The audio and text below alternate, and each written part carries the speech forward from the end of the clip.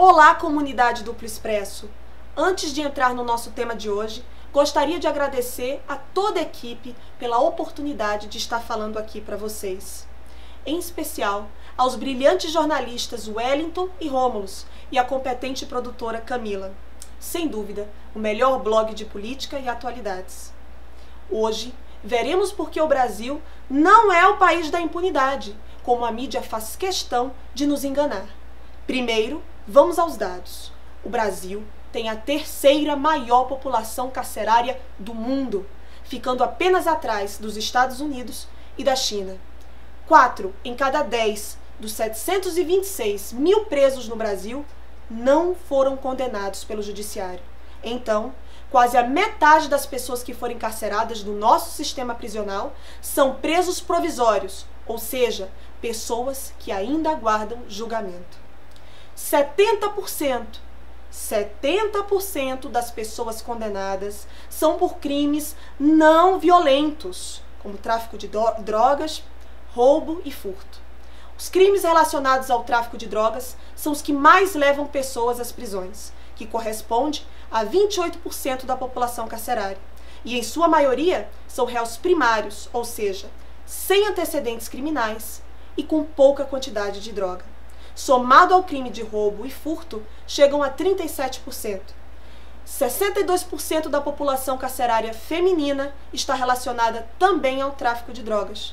Os homicídios correspondem ao menor percentual da população carcerária, 11% apenas. O perfil majoritário dessas pessoas são homens, jovens, negros, pobres e com baixa escolaridade. Como podemos perceber pelos dados, o sistema penal não é igualitário, ele é por natureza seletivo. Mas como opera essa seletividade penal em uma sociedade dividida em classes e brutalmente desigual como a nossa? Ela opera de modo a garantir essa desigualdade.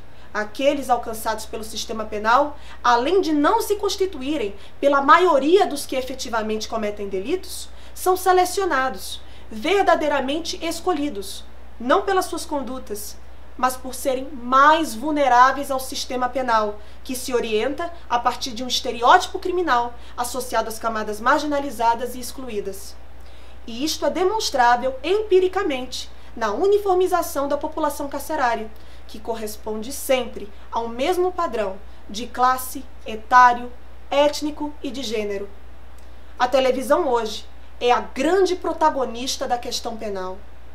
Qual é o objetivo desse discurso mentiroso de que somos o país da impunidade? Primeiramente, a utilização de argumentos emocionalistas com a divulgação de imagens particulares de casos bárbaros que correspondem a exceções para a criação de um consenso coletivo de que as prisões seriam povoadas por autores de fatos graves, gerando o tipo bandido, identificado através de estereótipos que recolhem as suas características da população excluída e marginalizada, que é bestializada e estigmatizada nos noticiários para produzir um pânico generalizado e um clima de guerra, onde o inimigo é o pobre e o negro. Isso gera um apoio social ao discurso de lei e ordem, que reivindica mais repressão por meio de medidas como aumento e endurecimento das leis penais, aumento das prisões cautelares, transformação de crimes em hediondos. Basta nós vermos o grau de aceitabilidade de discursos que pedem a legalização da pena de morte e a redução da maioridade penal na nossa sociedade. E a consequência disso é a legitimação de um estado de exceção na periferia, onde os moradores das favelas são fichados, submetidos a toque de recolher, mandado de busca e apreensão coletivos, invasão do lar das pessoas sem ordem judicial, com o pé na porta, enfim, expostos a todo tipo de medida discriminatória, arbitrária e genocida, que vitima também policiais inseridos nessa política de Estado, que é uma política de Estado de extermínio, de guerra, porque a letalidade policial ela não é um erro de procedimento, ela é uma política de Estado. É impossível dissociar o discurso mentiroso da impunidade do capitalismo neoliberal. O menos Estado social, ou seja, a decomposição de todas as políticas públicas de inclusão, implica necessariamente em um mais Estado policial e penitenciário para o controle daqueles sem capacidade de consumo ou produção, ou seja, aqueles que não podem ser explorados pelo capital, o que numa sociedade capitalista implica ser descartável, inútil e varrido para os presídios.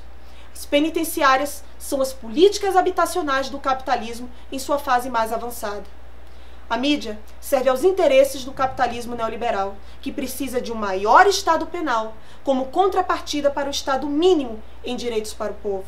E o mínimo reservado para o povo são exatamente as forças de repressão. Agora, impunidade gera criminalidade? Não. Não há nenhuma correlação entre o encarceramento de um lado e a redução da criminalidade do outro, de que a pena criminal força um suposto efeito de intimidação, de desmotivar aqueles que ainda não delinquiram, de inibir o crime. Não.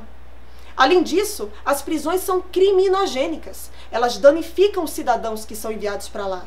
A prisão descultura o sujeito. Ele desaprende as normas de convívio social. E a cultura, ele aprende as regras de sobrevivência na prisão, que é só uma, a violência. As nossas prisões são câmaras de tortura medievais. Portanto, a causa geradora da criminalidade não é a impunidade. E quanto mais se aumenta as penas, maior é o índice de reincidência.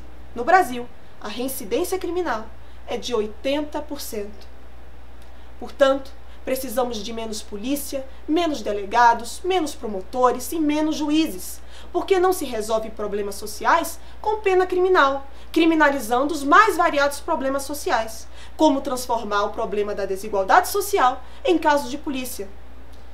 Agora, com conhecimento de toda essa falência, de todo o fracasso e de toda a miséria do nosso inconstitucional sistema carcerário, mais de 1000 promotores, procuradores e juízes assinam um abaixo-assinado, bradando ilegalmente por execuções de pena em segunda instância. Que sociedade doente é essa que sente prazer na destruição do outro? Que sente prazer no linchamento do outro? Isso é justiça ou barbárie? Temos que nos perguntar: que sociedade é essa que estamos construindo? Temos que acordar, antes que seja tarde demais. O fascismo bate à nossa porta. Termino aqui, dando voz aos que foram silenciados e esquecidos dos nossos campos de concentração, nas nossas prisões. Pela primeira vez, então, nos damos conta de que a nossa língua não tem palavras para expressar esta ofensa, a aniquilação de um homem. Num instante, por intuição quase profética, a realidade nos foi revelada. Chegamos ao fundo. Mais para baixo não é possível. Condição humana mais miserável não existe. Não dá para imaginar. Nada mais é nosso. Tiraram-nos as roupas, os sapatos, até os cabelos. Se falarmos, não nos escutarão. E se nos escutarem, não nos compreenderão. Roubaram também o nosso nome. E se quisermos mantê-lo, deveremos encontrar dentro de nós a força para tanto. Para que, além do nome, sobre alguma coisa de nós, do que éramos. Muito obrigada. E até o próximo Direito ao Ponto, aqui no Duplo Expresso.